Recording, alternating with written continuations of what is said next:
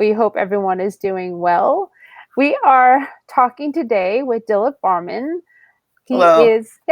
He is the person behind the Triangle Vegetarian Society, which is a local vegan group that's actually in the Triangle of North Carolina. With the Triangle is Raleigh, Durham, and Chapel Hill. If you didn't know that, in North Carolina, it's pretty central. And he is a Food for Life instructor. And he homeschools his daughter Anu, who is absolutely adorable. And I have to say, personally, I feel like he is one of the best teachers that a student or a child could ever have. And I'm pretty No sure evidence for that. well, we will, because Anu will be on, and she will say that he has a daughter that wants to learn all hours of the day and doesn't want to stop learning, which is absolutely amazing. But if you're listening or if you're listening, watching, I guess you're watching, you can post questions. You can let us know that you are here by typing something in the comments. We will address your comments. We will try to get to your questions as best we can during the time that we're together. So just like say hi, do something. If you know Dilip or me, I think between the two of us, we know a lot of people out there and pretty much worldwide. So Dilip is somebody I've known for a number of years, and he produces and organizes the United States country's largest vegan Thanksgiving, which is something that I go to every year. I don't spend Thanksgiving with family anymore. I spend it with my vegan family here in North Carolina, or our plant-based family here in North Carolina. And the meal is absolutely scrumptious, and it's not that expensive. It's at a local restaurant here called Paraside, and we are very fortunate to have him in our community. So one of the things we want to talk about today, because there's so many people home with their children. I don't have kids. For kids, it's nothing like I don't have to teach them every day. So a lot of parents now have to homeschool their kids differently from, when you go to work and your kids go to school, and your teachers, who are absolutely saints and amazing people who choose to go into a field of education, they do it for you. But now you're home and you've got your kids and they need to learn, and you need to do things. The school's telling you that you need to do this or do that, and your kids need to do this and do that. And sometimes the stuff they're learning is very different from the way we learned it. We just don't remember it because we're not doing it every day. So what happens, Dilip?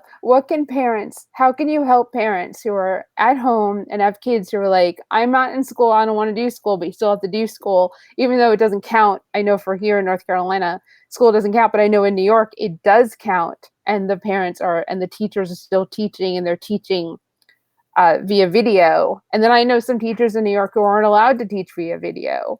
So what can the parents do to get their kids motivated to learn, and tips, whatever you can give, because I know that it's going to be helpful. Well, first of all, thanks for inviting me, and all that you said really reflects on yourself as well. You're like the person to know, and you've done a lot, not just locally, but other places as well, with promoting plant-based eating. And I hope we'll have some time a little later today to talk about plant-based eating as well, because I have some thoughts. Some people are talking about it, but it's not in the public discourse as much as it should be about, this is no fun going through this situation. And I think there's ways to not get into the situation by moving towards a plant-based diet. And I'd be glad to share something about that a little later if you'd like me to.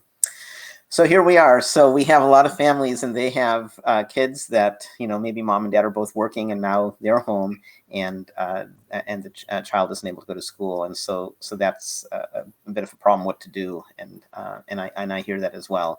Our situation is easy because we've been homeschooling ever since after kindergarten. So for us, it's really no different. There are small differences because the homeschool community has a lot of resources. We do a lot of things together. We have museums that have educational opportunities, classes for homeschoolers, and those, of course, are all canceled. So for us, there's a little bit of a change, but not a big change.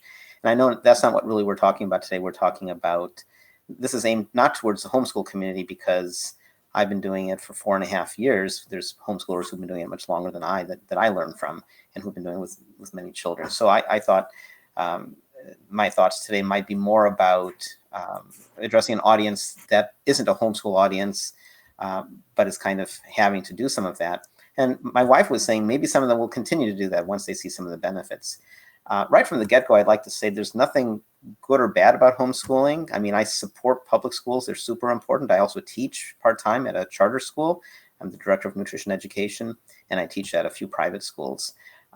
Public schools are really important, and I definitely support them. I think that's something we all have to keep in mind. And homeschooling could be a good thing. It's a great thing for us, and later on, if you want, I can amplify on that.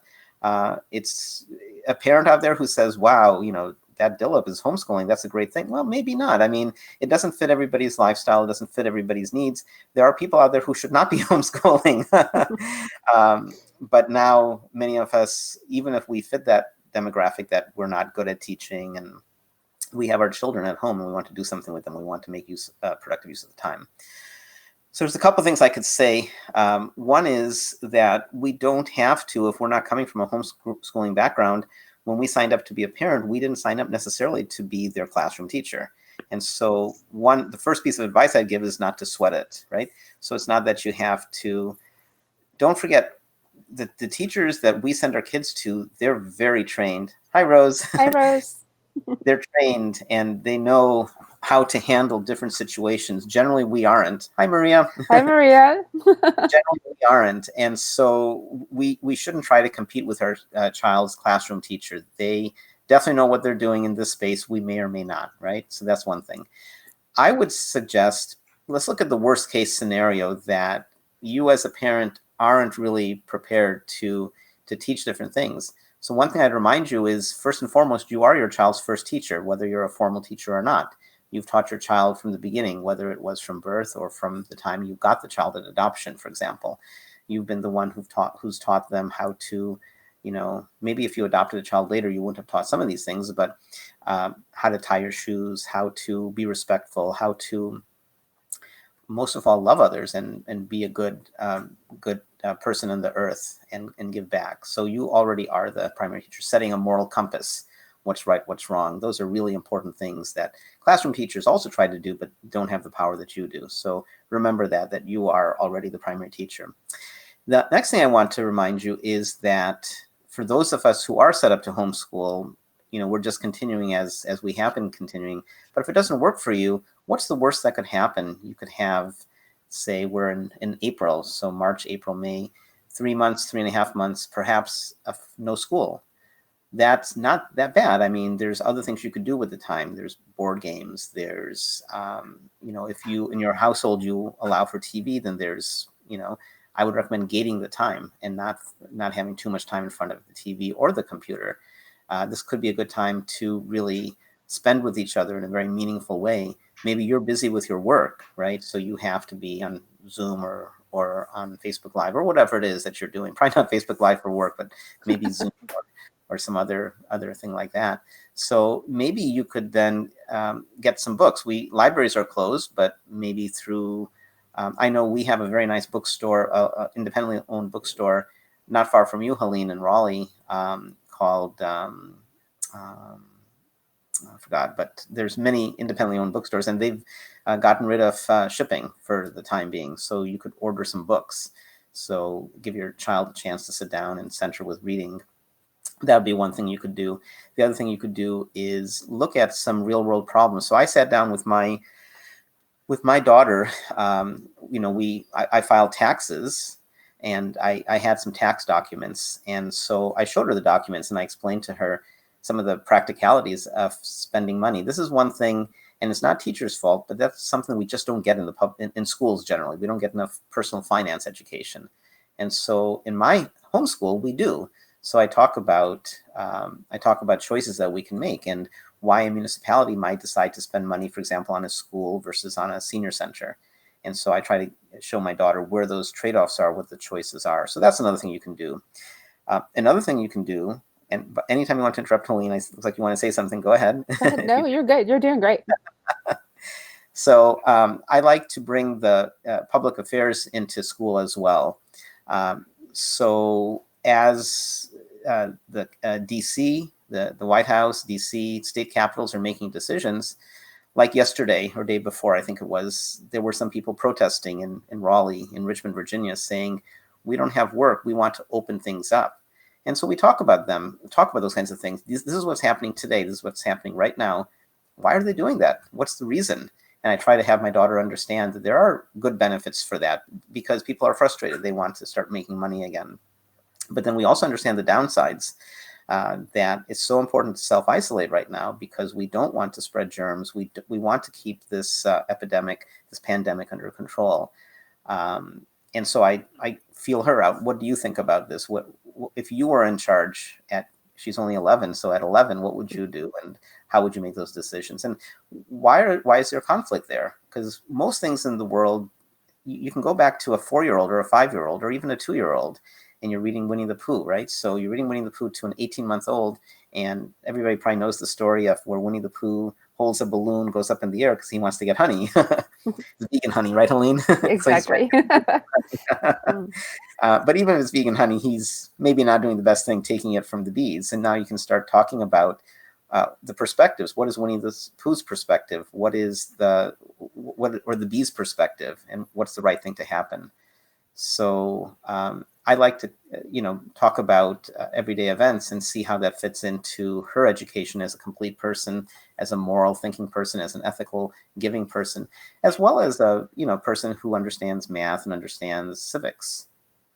Right, exactly. You're basically taking real world scenarios and what's going on around us, and you're going to your child. And Anu is an incredible 11-year-old. I mean, she's got amazing parents, intelligent parents that all, she's a great gene pool. So, but she's, I mean, we'll get to see her at some point in this. You'll get to meet Anu, and she'll probably be shy because until she's comfortable, she could be shy. But even so, it's putting real world into teaching. I mean, you don't think about that as teaching, but you're teaching your child to think about what's happening in the world. Obviously, this isn't your 4-year-olds and 3-year-olds, but this is for your, preteen, teenagers, pre-adult. It's even for your 3 and 4-year-olds. You can Go ahead. definitely, in preschool, because many people may have their children in preschool now. Preschool is gone. My personal view is preschool is not about academics at all. It's about playing. It's about understanding, your boundaries, social issues, things of that nature. And so for that demographic, maybe you could. I don't have a 3-year-old, but if I did, I might consider reaching out to other people who were at my preschool and seeing if we could have virtual play dates. So maybe you could have a camera and have the child playing, but have some rules that maybe we're going to play with blocks, but pretend we're together so only one person can do it at a time. And then you can see how they can engineer working together. That might be a nice age-appropriate way to do that, if the child is normally in school. Now, those of us who have babies, 1, 2, 3, 4-year-olds who aren't going to preschool, from that point of view, not much is that different, except for the social interactions you normally would have. And therein you could use something like Zoom, or you could use a telephone. So you could call and put your phone on speaker and then have the child, chatting with their friends and talking about what they're doing and basically playing in parallel, which is what a lot of children do anyhow. There's this parallel play. So what I'm saying does apply to the very young as well. I meant the civics part, not the homeschooling part. It's like you don't want to talk to your 3-year-old about what's going on in Michigan.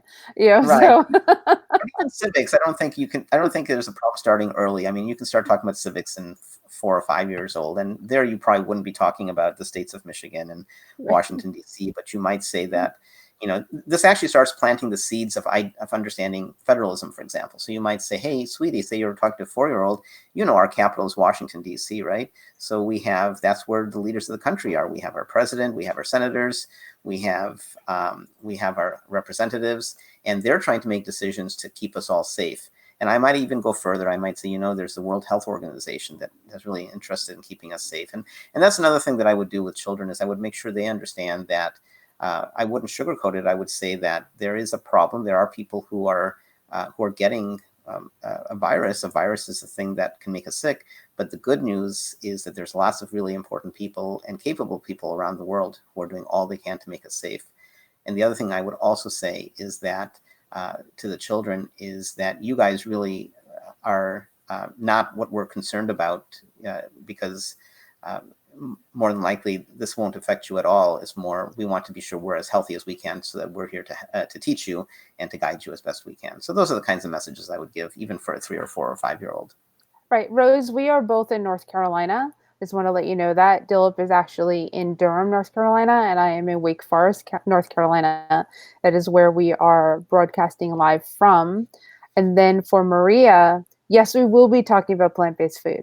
That will be coming up. We're starting with the helping parents with how to manage their kids with the education part while they're home, because we know that kids know how to play and sleep and do that part, but the parents still have to take a role in teaching them or guiding them as they get their teaching done.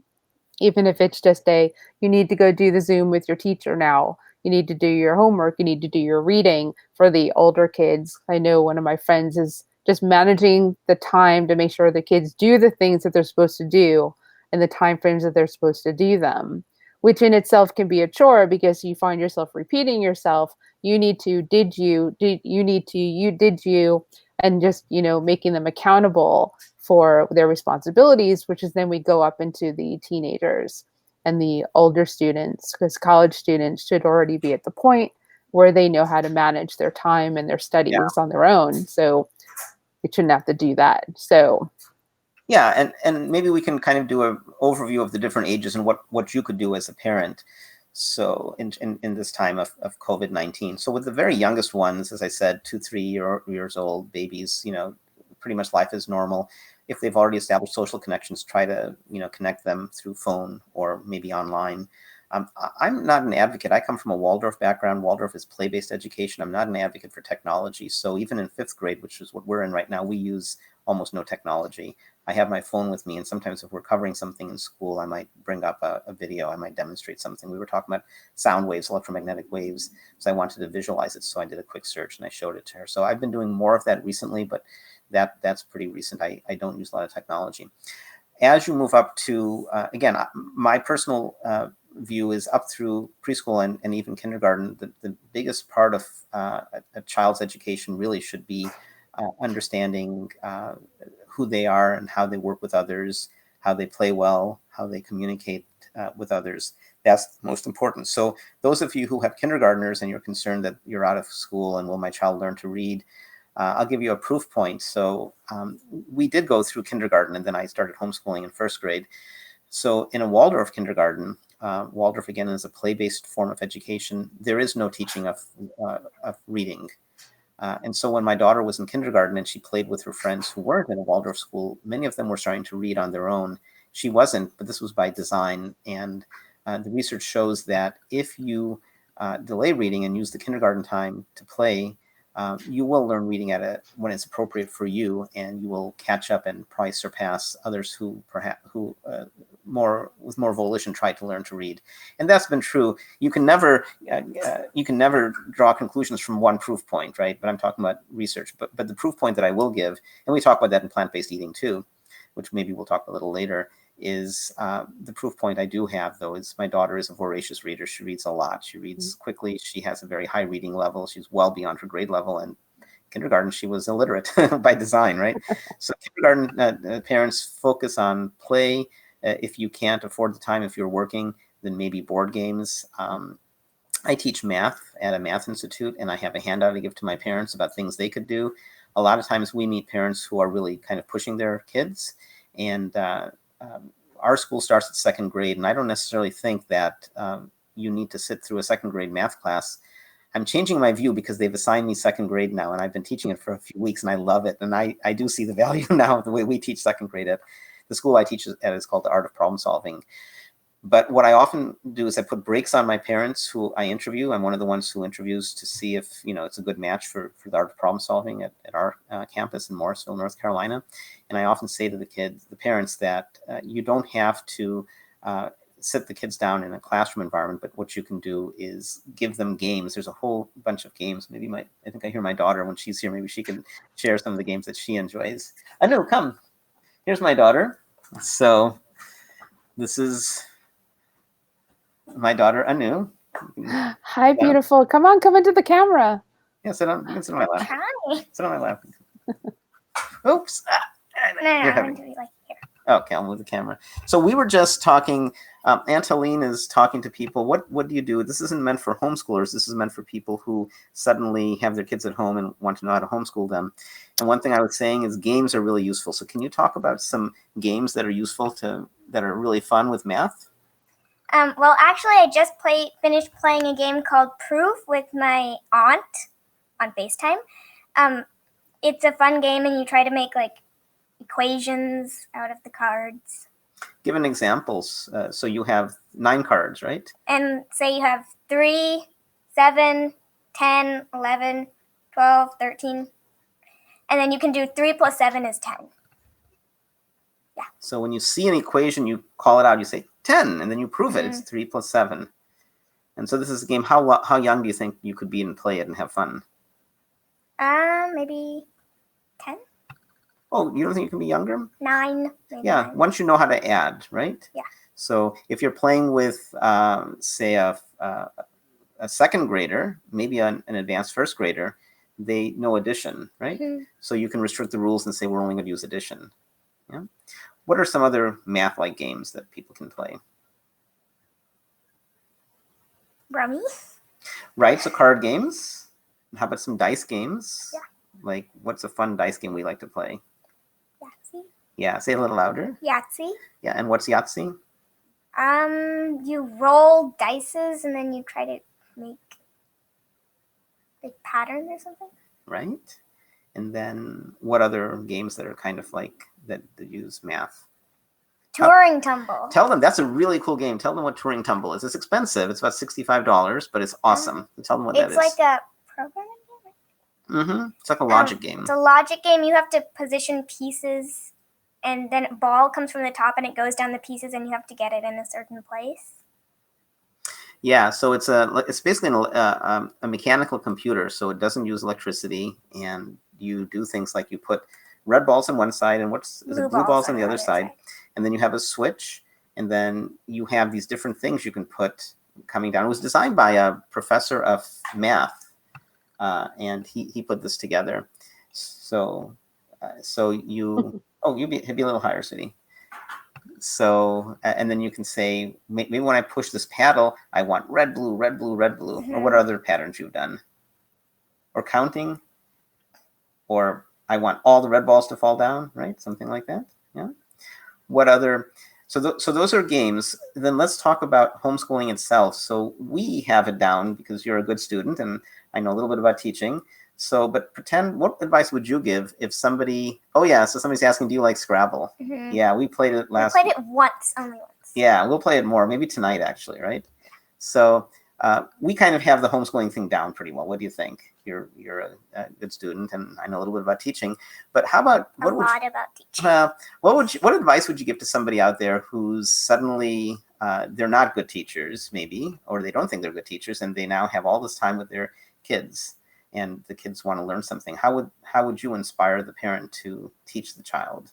Well, what if they're learn what they're doing in school, like if they're learning addition or something, then do this is like you have 4 pieces of pizza and then you get 6 more. We do have stuff like that. How did we start playing with things like beans? So tell them about when you were in first grade and we were playing with addition. What were some techniques we used? We had a cup of beans, and then we used the beans to stand for numbers. Like if you have 4 plus 2, you have 4 beans plus 2 beans.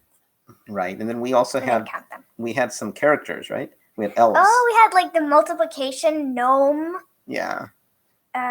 Subtraction gnome, addition gnome, division gnome. And what did the subtraction gnome? What happened from his bag? He had a bag and gems kept falling out. Yeah, poor guy. The beans or gems would fall out.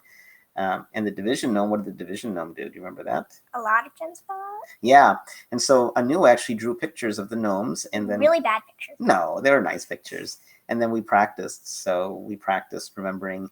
So I'm not an advocate for memorizing, especially in math. But what is important to remember, sweetie? Multiplication tables and addition tables. Powers of 2. Powers of 2, right? When you're a little bit older. Converting fractions to decimals. Converting fractions. But for the basics, when you're a first grader or second grader, certainly a second grader, it's important to start remembering, because if we use fingers, what's 3 plus 2? Let's see, where am I? So why don't you show us? So 3 plus 2 is, right, so that gets old. 3 plus 2 is 5. And so we do that in first grade, early in second grade, but it's nice to move beyond fingers. And so it's important to remember when somebody asks you what's 3 plus 2, there needs to be a wire in your brain that says 5. You don't have to think about it, right? And when you get a little bit older, like 4th, 5th grade, 6th grade, you need to know when you see a number like 36 or like 144. What's 144? 144? Mm-hmm. Or 100. What are these numbers? 100 or Even numbers? 169 or 16 or 25? Perfect squares? Yeah, so you need to recognize those. So when you see 144, you need to say, right, that's 12 squared. But that comes a little bit later. That's like 5th or 6th grade, right? So those are things you can do. You can play with beans, right? Yeah. So any other advice? No? Thank you so much, Anu. Thank you so much. It's so good to see you. So good to see you. Yeah.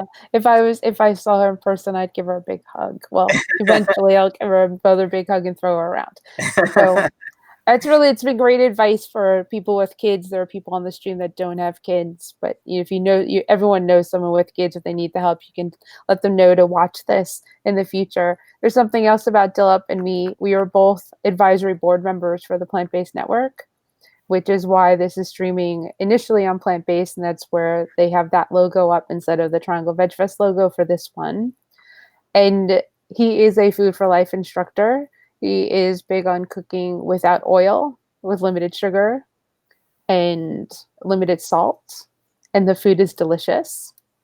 So let's talk about plant-based. We've got a lot of people on here from the Plant-Based Network. So can I interrupt you? And I have a couple more things to say about homeschooling before we do that. Sure. Let's close up the homeschooling, then we'll go into plant-based. Okay.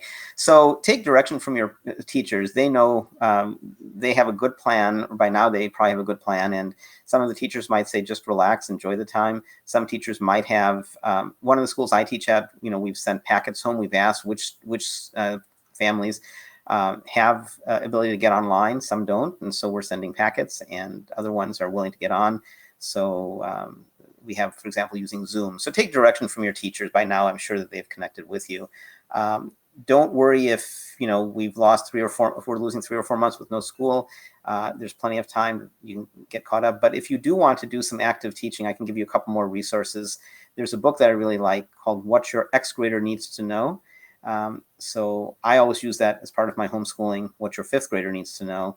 And it goes through all the subjects, whether it's art, history, American history, world history, math, language arts, music. And so that would be a good book. You can get that online, get it delivered to your home. That would be a good thing that the child can do on their own, depending on their age. You can do with them. There's all sorts of, there's innumerable resources online. I like education.com. I pay for it. I think it's $60 a year. And there's worksheets on all sorts of topics. So if you want to learn about prime numbers, if you want to learn about the Declaration of Independence, if you want to learn about learn about pentatonic flutes, if you want to learn about aesthetics and art, if you want to learn about any number of topics, you can download, you can search and say, I want something for a 3rd grader and I want it to be an activity, or I want it for a 8th grader and I want it to be a handout. You can search, and they have thousands and thousands of resources there. So education.com is good. It's not free. The Great Courses has just announced for a month you can get free memberships. So you can watch videos on various topics, the Revolutionary War, on fun math, on cooking, on all sorts of topics. Actually, I'm not sure about cooking, but on many other topics. What's the name of the company that does, Rosetta Stone does foreign languages, and they've announced that they're free, I think also for a month. So if you want to pick up a language, so there's lots of things that you can expose your kids to in this time. But I would say, first of all, take direction from the teacher. One of the schools I teach at, we've made a clear statement that it's not your job as parents, it's our job. And so don't get stressed about it. Here's some things we're going to do. We're going to be meeting online 2 times a week, for example, and we're going to give you some packets of information. So libraries are a great resource, which are close to us, but a lot of libraries have online resources as well. And finally, what I would say is, if you aren't homeschooling, and I'm assuming most people here aren't, this might be a time to really focus on issues about family values, moral compass, things that are important to you that maybe you don't have enough time to spend with your children, talking about importance of being kind. We need masks for people. So my wife's making masks and my daughter wants to help with that. So this could be a good time to see what you as a family can do to help others. Maybe in a nursing home, they're even more isolated than normal. Maybe you could talk to the nursing home director and see if they could set up a Zoom session and or WebEx session or something and broadcast it. So maybe you can play violin. My daughter hasn't done that yet for a nursing home. I'd like her to do that, or do something else, give a talk on something and entertain people. So there's a lot of things we can do with our time right now. Thank you. That's actually great advice. I know a lot of Broadway shows are being streamed, and so you have the opportunity to do that. I know that there's a lot of museums that are having live streams as well as an opportunity for cultural parts to expose your children or yourselves as adults too. So I've had the pleasure of eating your cooking. I know that you have one of the things that you claim to fame, as Sangeeta will say, is that for his wife, he has not made he has never duplicated a dinner for Sangeeta in how many years? 15 or 16 ever since I first met her. Yep, 15 or 16 years. Dilip has made a different dinner for Sangeeta, his wife, and Anu over the course of 15 years. I repeat for Anu sometimes. If it's just she and I, then I'll have vegan macaroni and cheese or whatever she wants. Sometimes I do repeat with her, but not that often. Right, with Sangeeta. And I know that when you're not there, Sangeeta will cook things that she wants to eat and duplicate those. It's just that was something you've done for her over the course of, over your marriage, over your relationship. And it's not a good thing to brag, but I still brag. In this case, you said it on my behalf, but I do say this often. And the reason I brag is because I want to show how easy it is. I'm not professionally trained as a chef. And so if I can do it, pretty much anybody else can do that. If I can cook 15, 16 years worth of plant-based food, sometimes people say, well, look, I've heard that plant-based eating is good for you and I'm willing to try it a bit, but it's hard. What will I cook? So that's really the reason that I brag, is to say, well, if I can do it, you can too. You don't have to make something fancy, but it's super easy to cook plant-based. Right. And I know, as I was saying before, that you go little or no oil, little or no salt, and sugar is as well. Your foods you are plant-based. You are the Physicians Committee for Responsible Medicine, a Food for Life instructor. So let's talk more about that. I know you do cooking classes. Yeah. And what kinds of things do you cook? How can you help people on here who are new to plant-based or are not cooks at all? And now we're all home making 2-3 meals a day. And well, at the get-go, one thing I will say is my heart goes out. I mean, we're people of privilege because my wife works at home. I work at home. All my classes have become online. But my heart goes out to people. There's a lot of people who just can't work from home, and so it's a very difficult financial time. I feel really bad. Restaurant workers, people who work the trades where you physically have to be someplace. And so one thing that we're trying to do is, certainly we're cooking, that's no change, but we're actually, quote unquote, eating out a little bit more than we used to, in the sense that I teach math 3 evenings a week, actually. And one of the evenings, as soon as class is done, I get busy in the kitchen getting dinner ready. But what we're doing the other 2 days, 2 of the 3 days, is my wife is getting takeout from some restaurants. There are restaurants, I can't speak to other communities, but here in Durham, there are restaurants that we like, and in Chapel Hill, which will prepare food, and you pay for it in advance, and then they'll meet you at the curb and put it in your back seat. So there's 6-foot distance maintained. And so I'm very thankful to my wife for doing that. After I'm done teaching, I can just step right into the kitchen and have prepared food, good food that we like. So one thing we should consider is still eating out to support our friends who are, and perhaps family who are in the restaurant industry and still making really good food safely. So that's one thing. But of course, most of the food we're preparing is at home. So I just came back. I was just before the call, I was shopping at a co-op that I really like. So I love grocery shopping, and I tend to go 2-3 times a week, 4 times a week, maybe more. I love fresh produce. And now we're going only once a week for safety reasons. So I like the co-op I shop at. They've been, and in fact, I just tweeted. I'm on Twitter at dbarman if anybody's interested, dbarman. And so I tweet about plant-based eating, and I also tweet about education and math in particular. So, and I see somebody has a question. I'll get to that in just a moment. So one thing I really like, I just tweeted about the store I shopped at and how careful they are with the pandemic. They have a requirement that we all wear masks.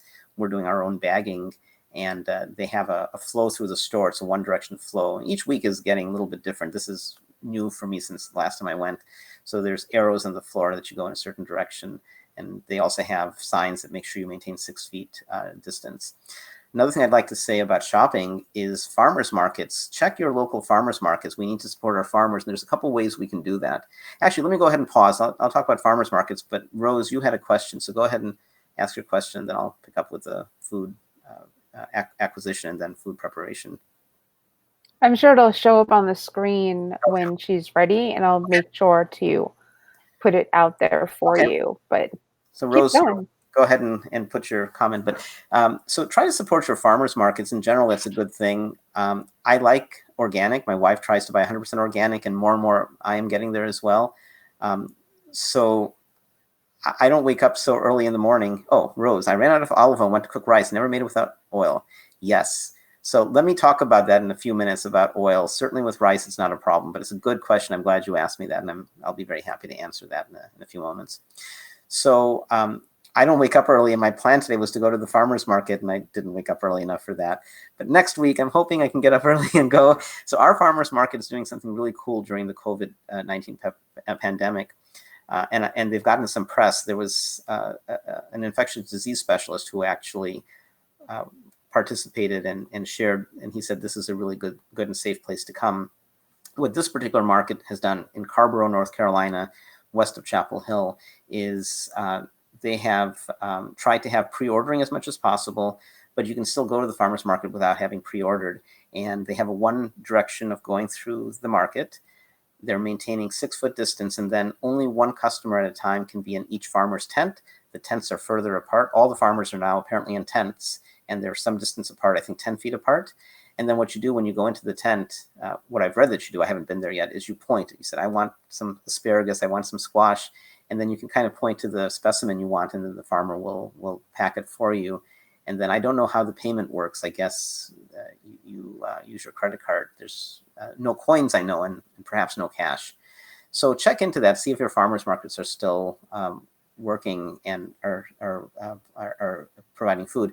Look into CSAs. So the farmers need us now more than ever. So sign up for a CSA. A CSA is a community-supported agriculture. It takes the risk out of growing food. So as a farmer, if you grow potatoes and there's a potato blight and none of the potatoes come out, then you're kind of hosed. Your investment doesn't come through. But with a CSA, you say, I believe in you, Mr. Farmer, Mrs. Farmer, Miss Farmer, and I'm going to give you money for a share. The share might be $200 for a season. It might be a quarter share, it might be a full share. So you can check into the prices. And then what happens is maybe they end up with a bumper crop of potatoes. So you get far more than you paid for. You get tons of potatoes. Or maybe the potatoes didn't come out, but the asparagus did. So you don't get as many potatoes. So the risk goes away from the farmer. And now is a really good time to do that. We've been talking about signing up for one ourselves. So go on, Colleen. Yeah, no, I signed up for one actually. I looked for an organic one that was local, and Hilltop Farms is one that they have local pickups. So I guess the main thing that I need to get more often is fresh produce and vegetables and fruits. And that is something I didn't want to give up. And Instacart and Whole Foods delivery and all that, that can get very expensive. And I wanted to put support towards and behind the farmers. And they say clearly on their website that you're kind of just going with what their crop is, whatever comes out with their crops. And they have a schedule of what's available over the course of the months, what the crop should be or what could be in your box. And, right now is a great time, which is a spring, summer harvest. And then I'm sure they have another one for the fall. So I was able to find one that was truly certified organic. If that matters to you, it matters to us in this house. So yeah. So in Food for Life, and I'll talk about that shortly, our focus is getting people to eat plant-based. And so we generally don't talk about organic unless it's asked. I share that I do eat organic for lots of reasons. We can talk about that later if you want me to. You know at least as much about it as I do, Helene, so you probably don't need me for this, but I'm happy to talk about that. But so it's not necessarily buying organic, but buying from farmers and supporting them, especially in this time. So that's an important thing. Let me jump ahead to the question on olive oil, then I'll go back to shopping and preparing as well, because I know all of your, not Olive, it was Rose. So Rose asked the question on olive. I was thinking of Popeye the Sailor Man, which some of you who are older will remember that. And I think his wife's name was Olive. So you don't need olive oil for making rice. There's different ways to make rice. If you are cooking rice in an Indian style, maybe you first start with a chalk, which is where you use typically some sort of oil, or if you're not vegan, you might use ghee, which is clarified butter, and you put that in the pan. You bring it to heat, then you add your spices, and it adds more flavor. So I don't generally do that, but if I did do that, I would do a dry roast of the spices. If I'm using any kind of herb, I wouldn't roast it, but I would put, for example, some cumin, and I would put it in a cast iron pan, or really any kind of pan, and bring it to low to medium heat and stir it. And then you're going to start smelling the wonderful flavors that are coming out of the spices, and you can use that without any oil. In terms of cooking rice, if what I'm thinking you're asking, and please chime in again if I'm misinterpreting you, is when you cook rice, I didn't used to use oil even when I used oil in other dishes for rice. What I do is I prefer whole grain rice. Whole grain rice is a better choice than white rice. You haven't removed the germ, and all of the the most nutritive parts of the rice is a whole grain. And so what I do is I cook it with, when I make brown rice, I use 1 part brown rice and 2 parts, or maybe a little less than 2 parts water. And what I do to add extra flavor is I add some broth.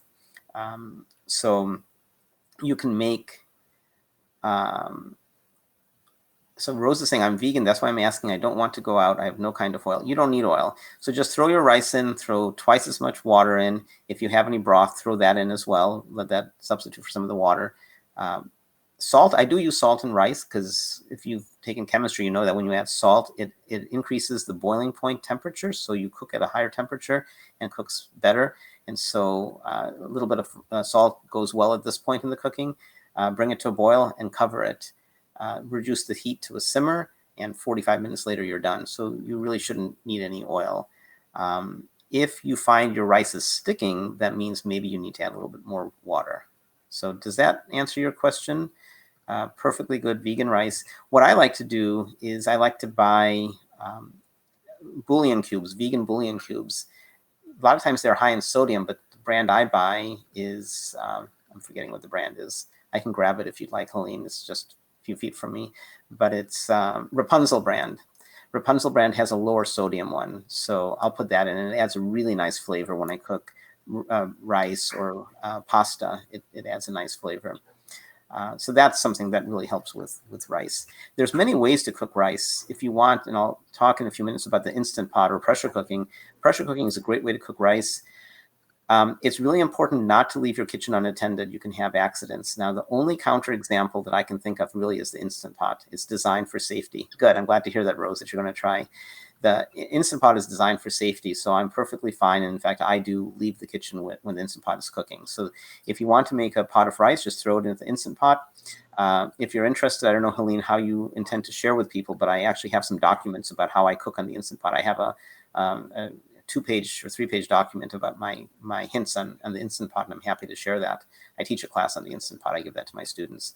And so it shows you what the ratios are and so forth. You need less water when you do it in the Instant Pot than when you do it on the pot. So that's an easy way to cook rice. I'm lucky because I use this one pot. You've seen it, Helene, at VegFest. It's called Salad Master Mp5, and it's an expensive pot. It's not something that you have to buy. It's costly. But the nice thing about this pot is it has oil, like motor oil, I think. I don't know what kind of oil, but it has inedible oil encased in it. And when I plug it in, I use it when you invite me to the VegFest to cook and you don't have a kitchen for me, then I can use that. So what it does is almost instantly it heats up. When you plug it in, the oil, again, it's not edible oil. It's sealed inside the pan. The pan is hollow. It starts getting warm and it encases the whole bottom and the sides. And so it makes for a delicious rice. I think that's probably the best way of making rice. It's the most tasty. You put the same ratio, 1 part whole grain rice, 2 parts water, a little bit of salt, bouillon cube if you want, or replace some of the water with broth. turn on the MP5, and now you have cooking from the bottoms and the sides. So that's yet another way to do it. But keep things simple if you want. Just throw it into a regular pot and cook it for 45 minutes on low heat, and you're done. Right, I was going to say the Instapot is how I've been cooking rice. I haven't been a rice person, until we've been home and you have to figure out different meals because you can't just eat the same thing and we're not going out to eat. So it's like, well, what are we going to do? And the Instapot has been great. I wouldn't have thought to use oil, Rose, at all, except for after it's cooked, maybe putting some vegan butter in for taste and then more seasoning. But to cook it itself, I opened up the Instapot directions. It actually has recipes. It comes with a book, and it actually has a whole grain guide of how and what to rice to water or rice to broth that you want to put into the Instapot and how long you want to cook that. And it's been the most perfect rice I've ever cooked in my life, because I just made rice on the stove 2 days ago and it burnt. So I was like, we'll do the Instapot from here forward. And you can also, if you do buy whole grain rice, which I highly recommend, I recommend you put in the refrigerator. This is my theory. I've never tested. I've never asked an anthropologist or historian, but I think I might be right about this.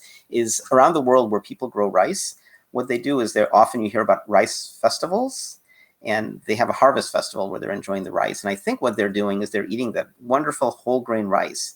Then what they do is they polish the rice, which takes forever. They remove the germ. Why do you think they do that? Because it spoils if you don't remove it. It goes rancid.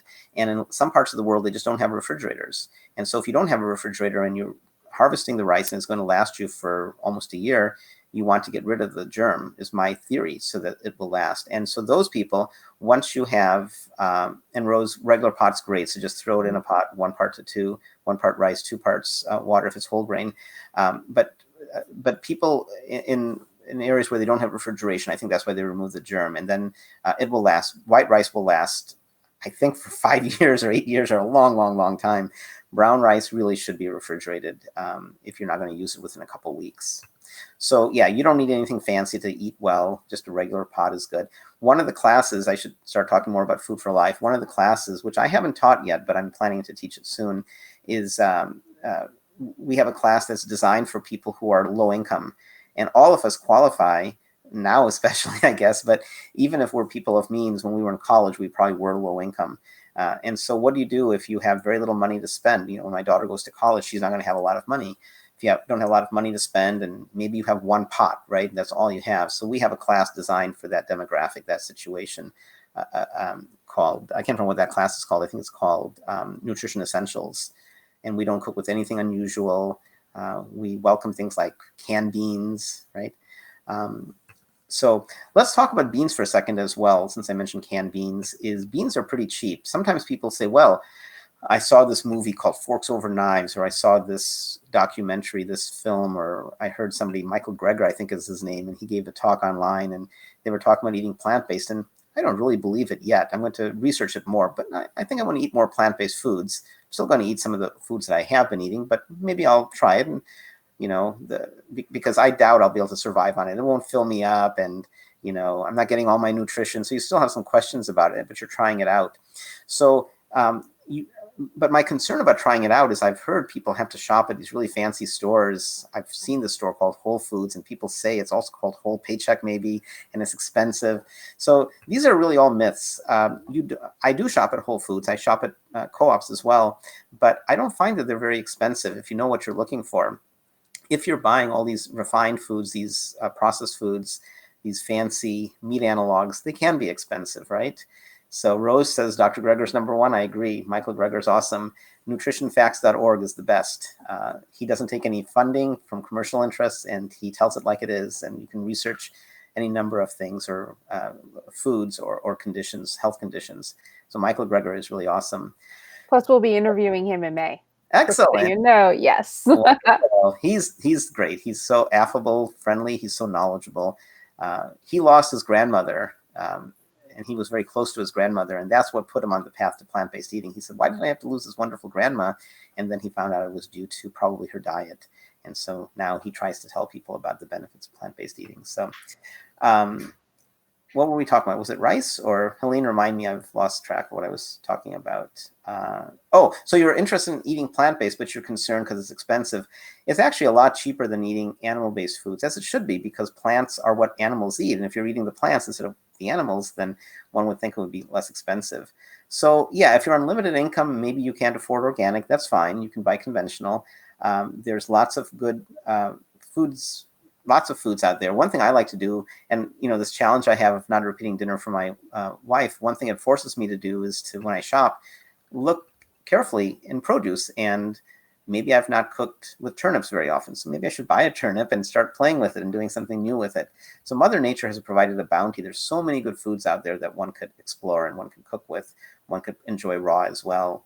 Beans are wonderful. In Food for Life. Food for Life is a program I'm really privileged to be part of. Physicians Committee for Responsible Medicine. It's a group that Dr. Neil Bernard began, I don't even remember how long ago, 15, 20 years ago. And its goal is to get word out there about healthful eating and encourage more ethical standards in medical research. I love the group, and it was due to my wife. She suggested I join.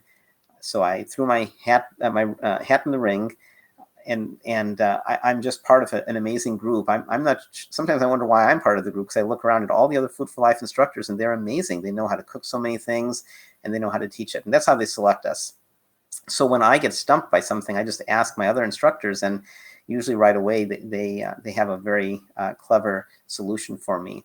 So I encourage everybody to look up Food for Life classes. The website I will give you in just a moment. So if you need to write it down, you may want to get a piece of paper. But our Food for Life classes are offered around the world. Most of our instructors are in the United States and Canada, but we have instructors in Italy. We have a partner, and it's called an EAP, employee, I can't remember what EAP stands for, in India, in China. So we're in many different countries. But in the United States, well, actually all over the world, all you have to do is go to this website, fflclasses.org, F for food, so Food for Life classes, fflclasses.org. And then you can see what we do. We have quite a few classes. We just designed even more classes. There's a new class on heart health. There's a new class on what if you're an athlete and you want to design a diet optimal to high performance athletes. We have a class for Spanish-speaking folks, which is designed in Spanish. I can't teach that because I don't speak Spanish, unfortunately. We have a class on diabetes. About more than a third of Americans are either diabetic or pre-diabetic. And this is really surprises me, is if you tell your doctor, most doctors don't know that much about nutrition, and it's not their fault. They have a lot to learn in medical school. And medical schools generally don't teach much about nutrition. The average doctor in their 8 to 10 years or more of training, 6 to 10 years of training or more, gets an average of something like 3 hours in the classroom of nutrition training. So they generally don't know that much about nutrition. Again, it's not their fault. They're very, very smart. They just aren't taught that in medical school. And later, Helene, if you want, I can talk about the film that I've been involved with called Code Blue, where we're trying to get the word out about this issue. But good health starts with nutrition, and that's what our classes are about, is getting the nutrition in people's hands. You don't have to spend a lot of money, and you don't need to have a lot of fancy equipment.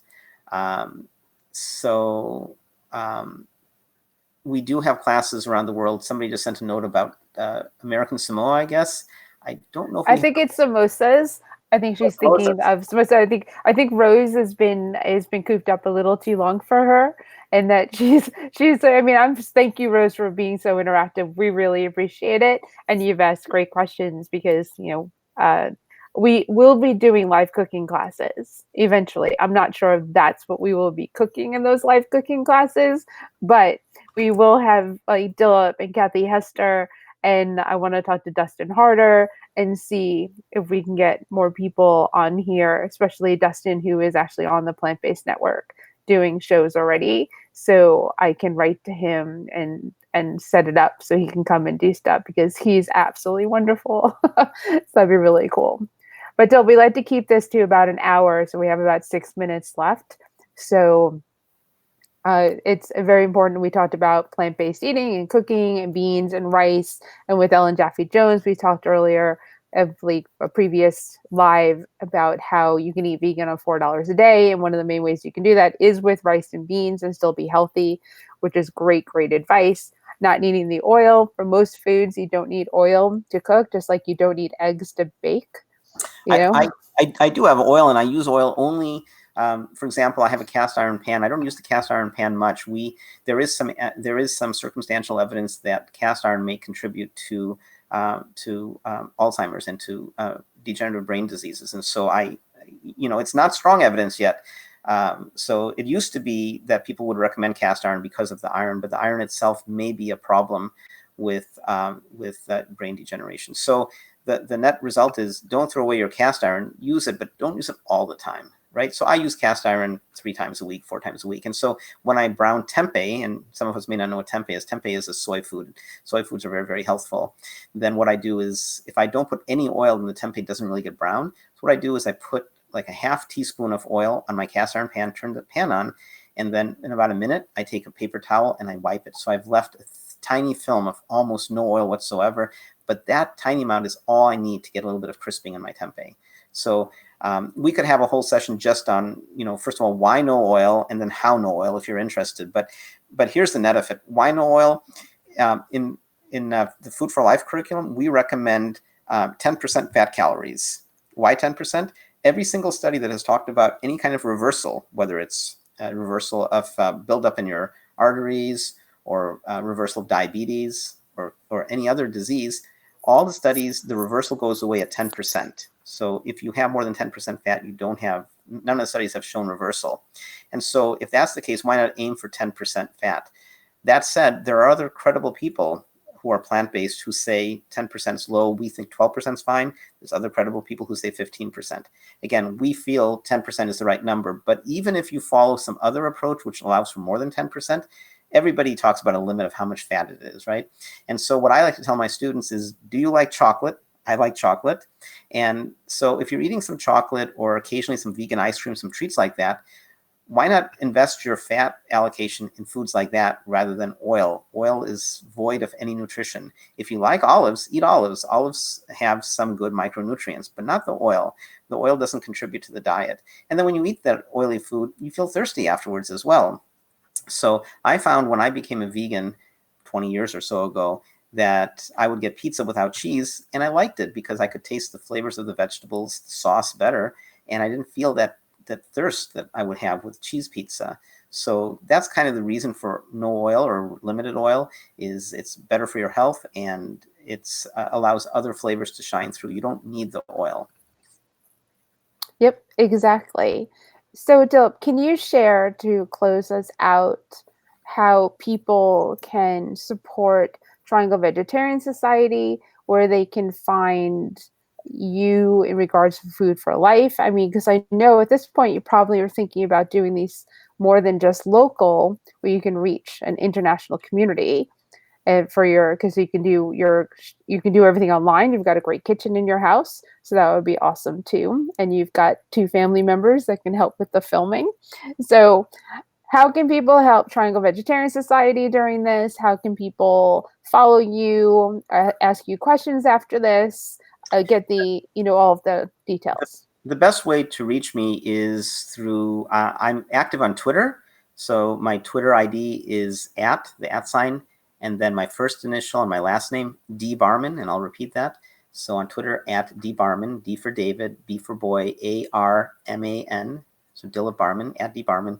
I love math also, and I tweet a lot about math. So I give my students, I teach 2nd grade and up, so I give my students fun challenge problems. So before each class, I tweet, this is what I'm going to ask my students today. I can't wait to see what they do. And then I later on, I tweet the result of it. So if you don't like math, then you may not like some of my feed, but I also tweet a lot about plant-based eating and so forth, plant-based preparation, food sources, things that I find that are exciting in the supply chain I'm finding for food. I also have a blog called dilipdinner.blogspot.com. So my name, Dilip, D-I-L-I-P, dinner, all squished together, Dilip Dinner, DILIPDINNER, .blogspot, BLOGSPOT.com.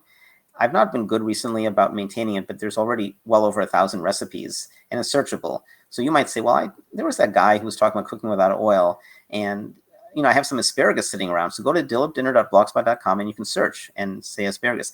I search my own blog because I want to make sure I haven't repeated something for my wife. So if I'm cooking with rutabagas, then I'll search. Oh yeah, I did that. So let me do something new. So that would be a good source. I'm not very active on Facebook, but the Vegetarian Society is. I post evidence-based information fairly frequently. Won't you say, Helene? Not as frequently as you post, but I would say, 2-3 times a week I post something on Triangle Veg Society. And so that link, if you're on Facebook, is Triangle Veg Society. So facebook.com/Triangle Veg Society. And I like to post about the plant-based world, things that are happening. And of course, on the Plant-Based Network as well, along with you, I'm on the advisory board. And so I guess we'll be doing more and more with Plant-Based Network. They've asked me to put together a monthly column on cooking, and so I'm planning to do that as well. So that should be out there soon. So. Oh, that's fantastic. That's absolutely awesome. Well, thank you, Dilip, so much for joining us on a Saturday afternoon and sharing your expertise about homeschooling and teaching and cooking and healthy cooking and farmers markets and everything that we could squish into pretty much an hour of everyone's time. So for everyone else, thank you again for joining us for our live talks. We have more people lined up to do this again. Follow Plant-Based Network, Triangle Veg Fest, Virtual Veg Fest, Triangle Vegetarian Society, Veg Fest Expos. You can find a lot of information just by following all those pages, and we'll be happy to answer any questions that you have pretty much on any topic. And if we don't know the answer, we find the answer for you. Exactly. So have a great rest of your weekend, and you're welcome, Dilip. Try to make it, as enjoyable as possible. Remember, you have the internet, which is, you have the whole world open to you at your fingertips. So remember that you have that vastness out there, even though you're still in your home.